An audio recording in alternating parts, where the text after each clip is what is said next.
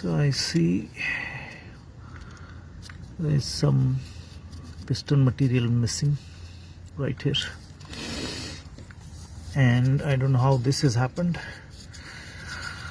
And the gap, this is almost flush, like there would be 1 millimeter from top, whereas this one is not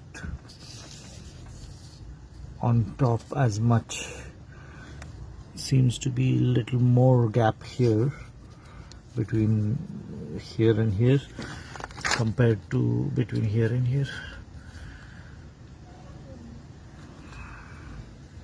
And also when I move the crank, it feels tight at